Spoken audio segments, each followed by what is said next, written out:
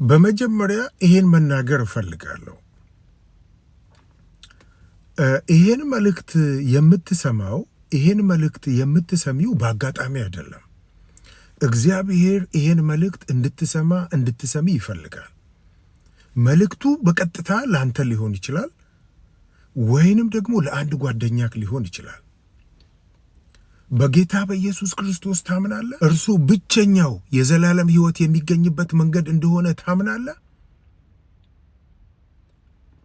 በዮሐንስ ወንጌል ምዕራፍ 14 ቁጥር 6 ላይ ጌታችን ኢየሱስ ክርስቶስ እኔ መንገድና እውነት ሕይወትም ነኝ፣ በእኔ በቀር ወደ አብ የሚመጣ የለም አለ። ሁለተኛ ስለ ኃጢአት በአንተ ምትክ እንደሞተና ሞትን ድል አድርጎ እንደተነሳ ታምናለህ?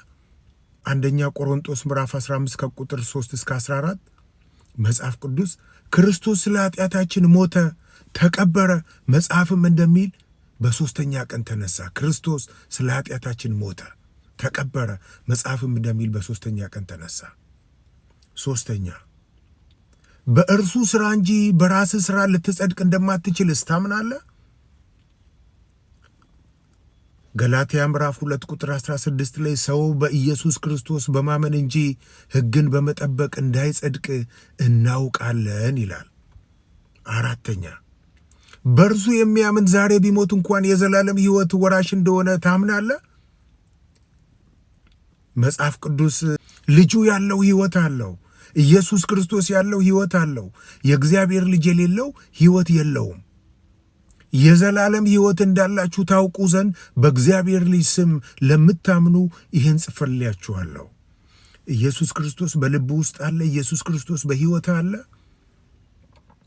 ለእነዚህ አራት ታምናለህ ጥያቄዎች መልስ አዎን ከሆነ እንኳን ደስ አለ። እንኳን ነፍስህ ከዘላለም ሞት አመለጠች።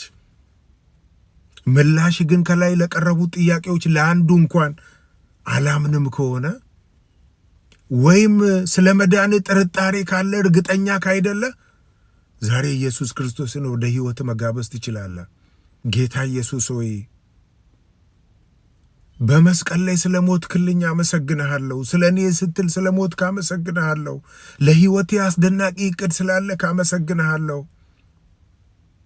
ዛሬ ኃጢአቴን እናዘዛለሁ፣ በደሌን እናዘዛለሁ። ይቅር ትለኝ ዘንድ ለምንሃለሁ። ዛሬ ወደ ሕይወቴ ወደ ልቤ ትገባ ዘንድ ወደ ሕይወቴ ትመጣ ዘንድ ጋብዘሃለሁ። ና ወደ ሕይወቴ ግባ። ይህን ጸሎት በእምነት ከጸለይክ ኢየሱስ ክርስቶስ ወደ ሕይወትክ መጥተዋል። ይሄ መልእክት በቀጥታ ለአንተ ከሆነ እንኳን ደስ አለክ። ለጓደኛክም ከሆነ እንኳን ደስ አለክ። ይህን መልእክት ለጓደኛክ ኢንቦክስ እንድታረግ ሼር እንድታረግ አበረታታሃለሁ።